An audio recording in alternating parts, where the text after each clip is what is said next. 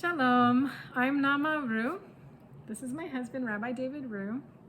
We are preparing for the Shmita year, the 7th year of the 7-year cycle, where there's so much Kedusha, holiness, in the produce that is grown by Jews in the Holy Land. It's just such a privilege to be here, and I have a lot to learn.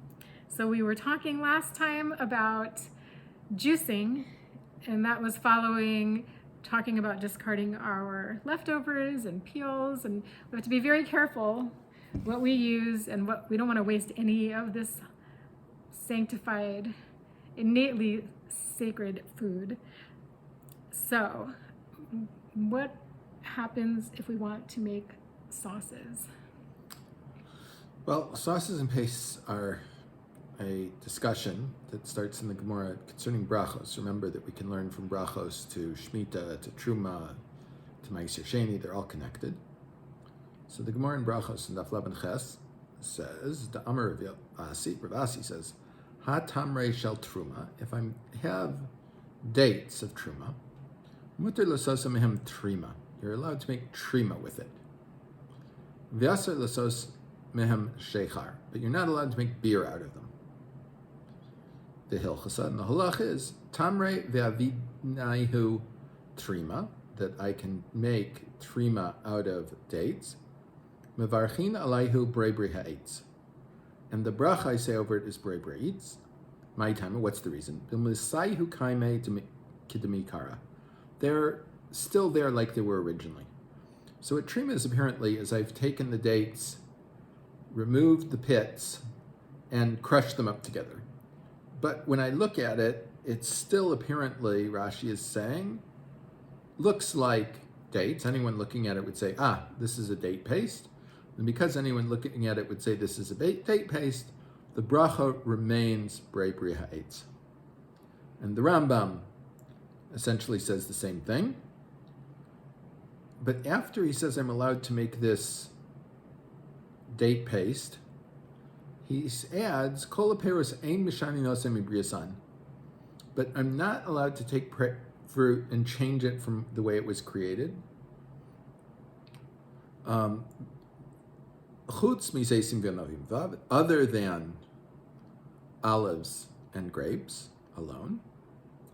But avar va'asa ha'ochel mashke, if I transgressed and made one of these things, made a drink or made a paste, whatever it is, then you can drink it or eat it. If you do it by mistake, it's okay, but you don't do it intentionally. Even if you did it intentionally, no, he's not saying it's okay. You've transgressed a prohibition. But that doesn't prohibit the food that you've made. The Truma Sedeshin looks at it in a different way. The Truma Sedeshin is from Germany. Mashma di ihavo maruskin harbe. If you really chop it up, like you put it in a blender, he didn't have a blender, but the same concept. Mavarchin aleihim shakol niyabidro. Then the bracha would be shakol. If the bracha, by the way, is shakol, that means I've changed it from its form. It's not recognizable as being its original thing. And the bracha is changed. That means, to a certain extent, I've been mafsid. I've lost it. Can I just do a quick interlude to talk about, because we talked in the last video also, instead of saying a blessing on a fruit from a tree or produce from the earth, you would say the shehakol blessing, which is the produce, which is, how do you translate it? Everything is from his word. So it's basically for the food. It's for any food that doesn't fit into any of the other categories of bracha. Okay. The Shulchan Aruch paskins that the bracha of this date paste is still ha'etz, and the bracha after it is shlosh brachos, what we call al hamichya,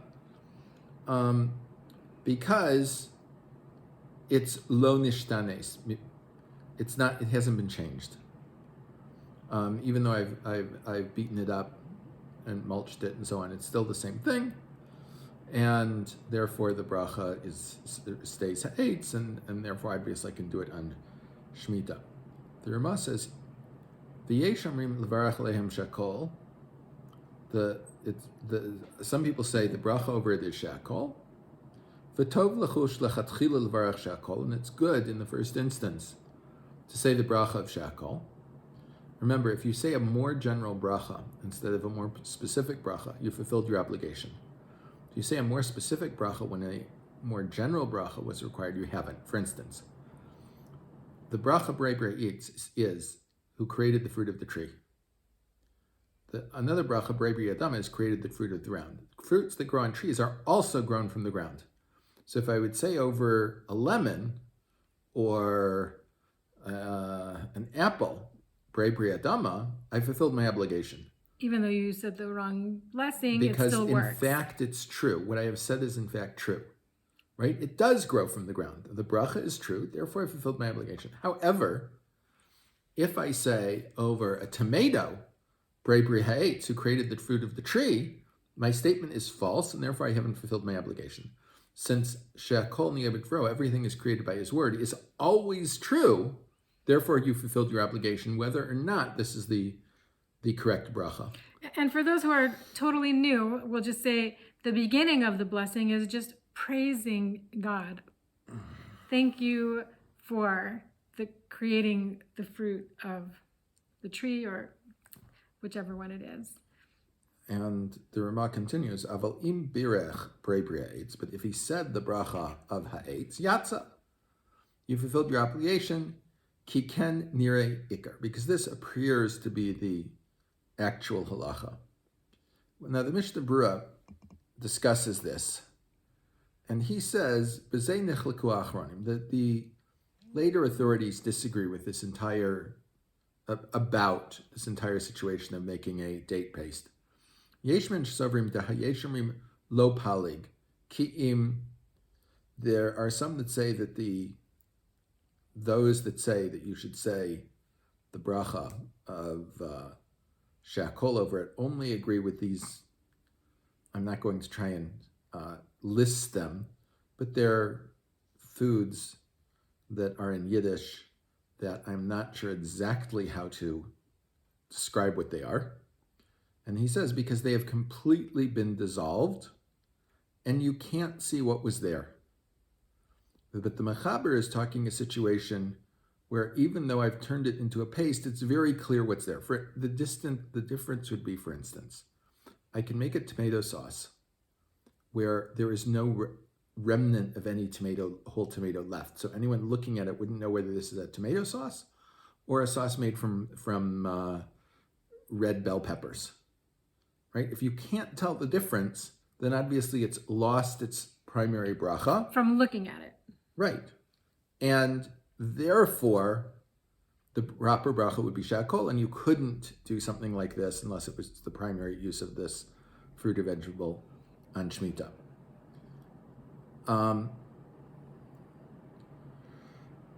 But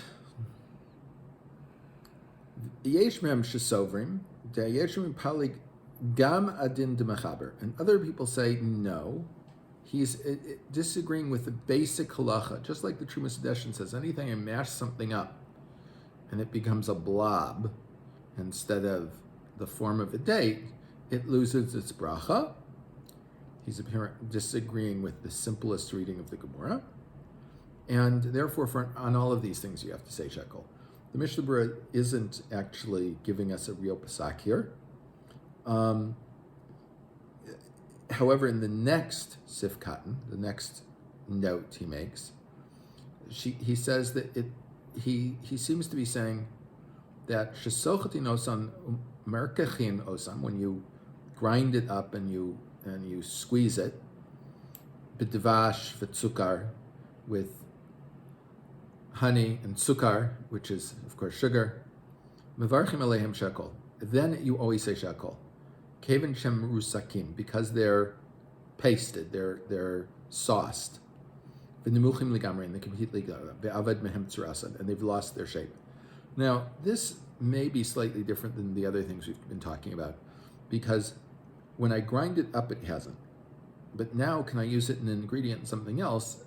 That we do all the time, meaning no one says because I can't cook my carrots in a stew because they become part of a larger thing of the stew, they can't do it. So even in these cases, it would seem that everyone would agree that the things that we normally use as ingredients as sauces, you would always be able to chop up and put them in the sauce because that's their completely normal way that these things are used. The real question is what we can do with fruits. So a question would be something like an applesauce. If we can make an applesauce on Shmita, it seems to me that you really should be able to, because again, the apples that we use for applesauce, at least commercially, are not the same type of apples that are used for eating at home. And because of that, it would be that we would have to consider the primary use of this fruit would be the sauce, and there should be admitted. They're often Having used said that, way. one could always say you could fulfill all opinions by getting unsweetened applesauce, which is probably healthier anyway, with not meaning something that's pure 100% apples would certainly be much easier to permit than something that was mixed. But even something that was mixed, it would seem, would be mutter to eat. So like if you were going to make something from dates and mash it up and you went by the Shehakol blessing, Then you couldn't do it. you wouldn't be able to do it. And Right. and if you did that, even if it wasn't Shemitah year, you wouldn't do the after blessing for a fruit of Israel, right? Because you're saying Shehakol, you're not saying a Well, blessing on the fruit. The Ramah does say that the main halacha is like the one that says it's ha'etz. We're strict on the bracha but to say shehakol, because shehakol is clearly yotzi. However, since he does say the principal bracha is ha'etz, it would seem that you would say the bracha mein shalosh, you'd say the al hamechia over it, because the bracha is still true, and with either bracha, then you would fulfill your obligation. Even if you did Shehakol. Even if you did shehakol, it would seem to me that you should say mein shalosh, you should say al hamechia at the end. For a fruit of Israel. Yes. Well, dates are a fruit of Israel, so. Exactly. All right, well, that sounds like a topic for another video, actually.